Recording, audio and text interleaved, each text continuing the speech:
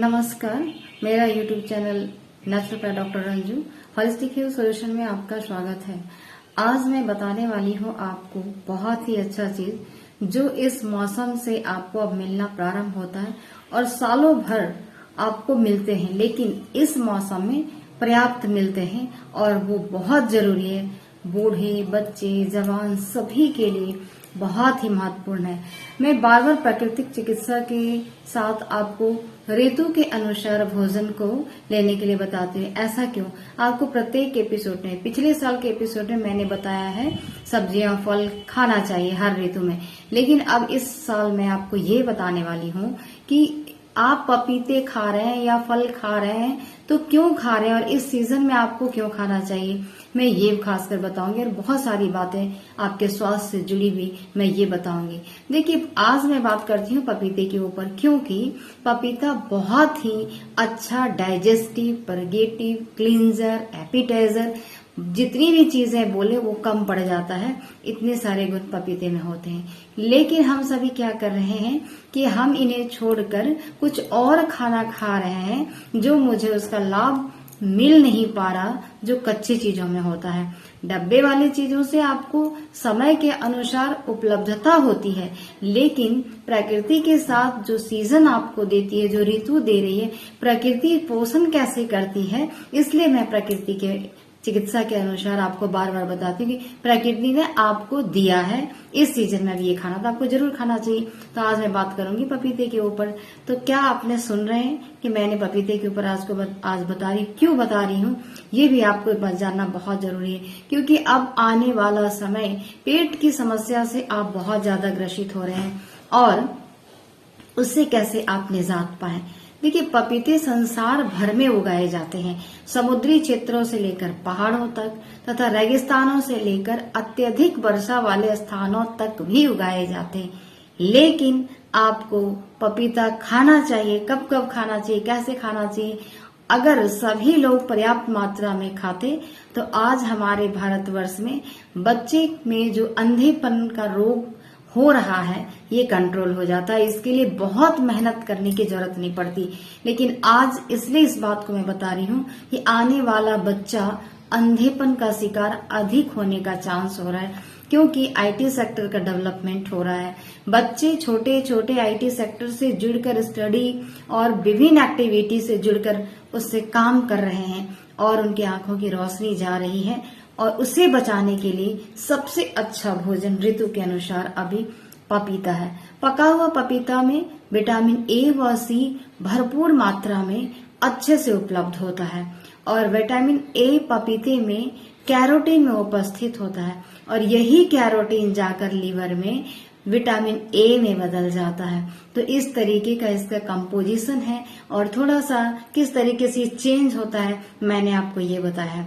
और अपने भारत में 5 वर्ष से कम आयु के करीब हजारों बच्चे प्रति वर्ष विटामिन ए की कमी से अंधेपन के रोग के शिकार हो रहे हैं और इन्हें रोकने के लिए मात्र एक उपाय है कि प्रत्येक वर्ष के बच्चों को पपीता खिलाना प्रारंभ कर दें, कच्चे फॉर्म में, सब्जी के फॉर्म में, रायता के फॉर्म में, चाहे जिस भी तरीके से आप दे सकते हैं।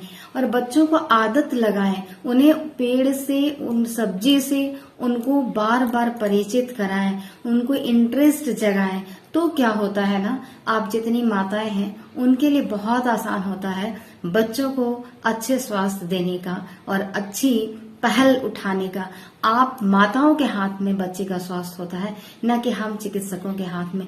सिर्फ बताने के मार्गदर्शन, अच्छे स्वास्थ्य के मार्गदर्शन के लिए चिकित्सक होते हैं, चिकित्सा देने के लिए चिकित्सक होते हैं, लेकिन करने के लिए दिनचर्या में माता ही अग्रसर होती है, बहन अग्रसर होते हैं और प्रत्येक व्यक्ति अग्रसर होते हैं। यदि वो नहीं आते इस रास्ते में अपने आप को सुधार करने के लिए, तो पता है क्या होता है, उन्हें रोग का शिकार होना पड़ता है। तो बच्चों को कैसे अंधेपन से बताएं? बहुत दवा दे दिया, सब चीज करा दिया, अच्छे से ट्रीटमेंट करा दिया, लेकिन आप उसके बाद इसे भी ऐड कर लें अपनी जिंदगी में, अपने परिवार के साथ, तो आपके बच्चे अंधे होने से आप रोक पाएंगे। उसके बाद की बीमारी को हम लोग देख पाएंगे कि अब इन्हें क्या करना है। तो तो अगर आपको अपने बच्चे की भविष्य की चिंता है और चाहते हैं कि आपके बच्चे की दृष्टि हर चीज बनी रहे और पूरे संसार को देखने की क्षमता उन्हें बनी रहे, तो आप जरूर पपीते का आहार के रूप में शामिल कराएं, सलाद के रूप में शामिल कराएं, हलवे के रूप में शामिल कराएं।